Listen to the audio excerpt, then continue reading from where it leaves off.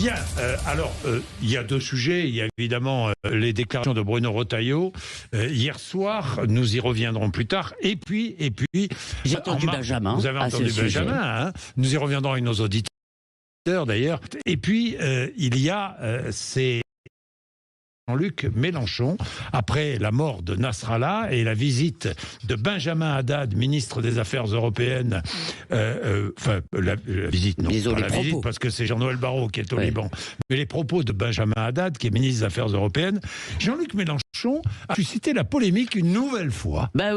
Alors asseyez-vous. Enfin, vous êtes déjà assis, Jean-Jacques, donc c'est bon. Assis, donc asseyez-vous, chers auditeurs, car je vais défendre notre général Tapioca national. Enfin, le défendre sur les principes. Donc dimanche, le site du Journal du Dimanche publie un article intitulé, je cite, donc ce ministre est, point de suspension, juif, polémique après une déclaration de Jean-Luc Mélenchon sur le ministre Haddad.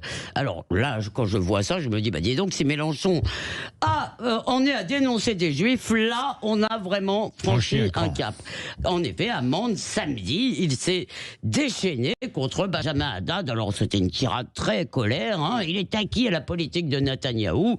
S'il décidait de ne plus livrer d'armes européennes, la guerre s'arrêterait. Alors, étonnamment, c'est Gérard Araud, diplomate, qui a été ambassadeur, effectivement, en Israël, aux États-Unis, mais qui n'est pas du tout, loin s'en faut, un défenseur inconditionnel d'Israël, qui dégaine un tweet assez virulent pour dire clairement ce que vous entendez. Ce ministre est, point de suspension, juif, c'est indigne. Alors ça déclenche une salve nourrie des insoumis, crypto-insoumis.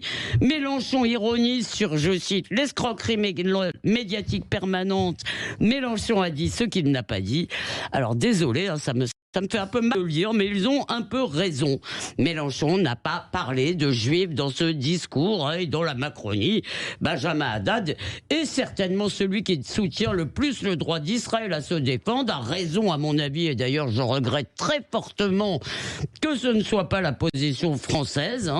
Alors certes, Benjamin Haddad est sans doute moins acquis à Netanyahou que Mélenchon à Chavez et Maduro, puis Maduro. Donc peut-être que cet acquis est exagéré, mais bon, il n'est pas complètement faux. Et en tous les cas, ça n'a rien d'infamant d'être acquis à Netanyahou, pardon. Oui, mais est-ce que les insoumis ne pratiquent pas un double langage ?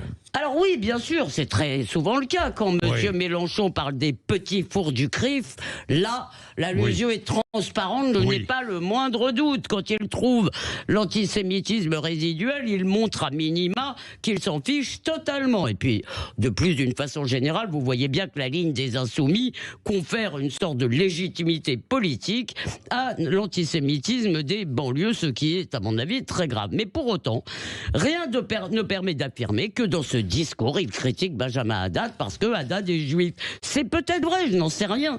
Mais le doute, en l'occurrence, doit profiter à l'accusé. Alors vous me direz que les insoumis sont eux-mêmes experts en manipulation des propos de leurs adversaires et en autres calomnies. Ils accusent tout le monde de racisme et d'islamophobie sans jamais étayer ces accusations. Alors dans le registre totalement grotesque que je vous avais dû voir qu'Antoine Léaumont a vu dans la veste de la marque Eli Hansen, siglé Chache, évidemment, Eli Hansen, de Julien Audoul, bien, pour les Léaumont, c'était un message caché à Hitler. Oui, rien que ça. Bref, ils passent leur temps à se battre en dessous de la ceinture, et ça marche d'ailleurs, parce que des gens croient certainement que CNews est raciste, X ou Y facho, et M. Audoul nazi. Mais c'est pas une raison pour faire comme eux. Jean-Luc Mélenchon profère assez d'insanité politique. Moi, je crois qu'il faut attaquer ce qu'il dit. Alors, parfois, l'allusion, je vous l'ai dit, est transparente, mais plutôt que ce qu'il ne dit pas.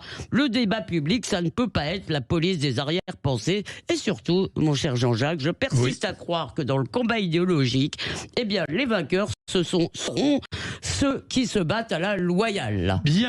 Elisabeth, on retrouve tout à l'heure. Non. Oui, c'est vrai, c'est pas le lundi. C'est Éric Revel. Vous retrouvez la délicieuse Chloé Morin. Chloé Morin, évidemment. Évidemment. Législative en Autriche, victoire de l'extrême droite. Hier, ça n'a pas été souligné, avec plus de 29% des voix. C'est une extrême droite qui est beaucoup plus dure, beaucoup plus à droite que le Rassemblement national. L'extrême droite autrichienne, avec des propos des propos extrêmes tenus notamment par l'un des leaders de ce parti d'extrême droite autrichien. Bien, il est 7h52. Dans un instant, nos auditeurs, tout de suite même, après la pub, bien sûr.